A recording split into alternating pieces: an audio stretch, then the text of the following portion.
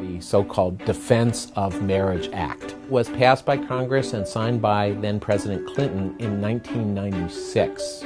DOMA was a response to the marriage litigation that was going on in Hawaii at the time, and some members of Congress were worried that if same-sex couples could marry in Hawaii, that might mean that the federal government and other states might be asked to start recognizing those marriages, and they wanted to keep that from happening.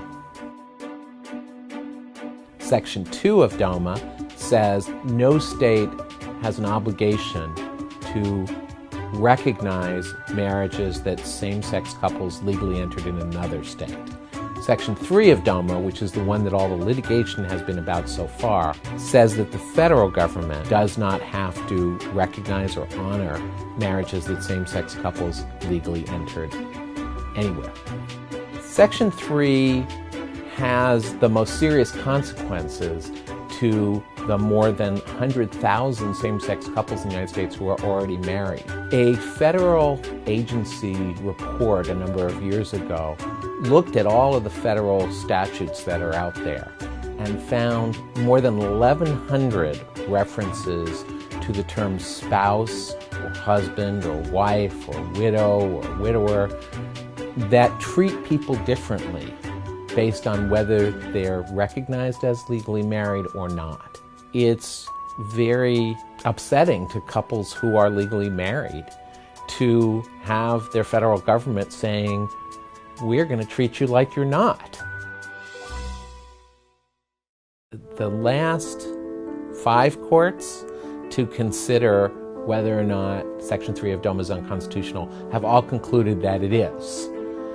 But in 4 cases, their ruling has been put on hold because the litigation has not concluded yet. The Supreme Court needs to resolve the issue promptly and finally for the entire country.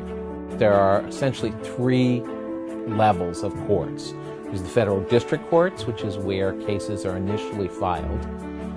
There's the federal courts of appeal, which are the intermediate courts, and you have generally a right of appeal from a district court decision to the Court of Appeal.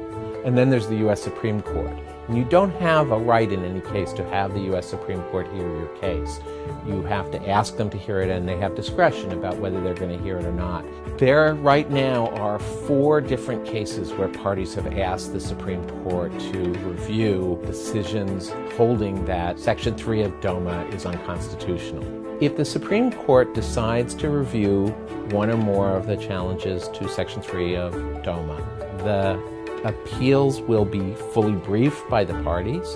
There likely will be multiple friend of the court briefs filed, and we can expect all of that to be concluded by sometime near the end of 2012, beginning of 2013.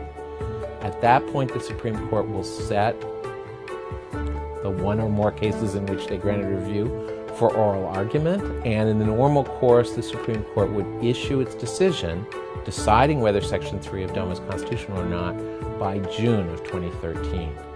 So there's a very good chance that this issue is going to be resolved in the relatively near future.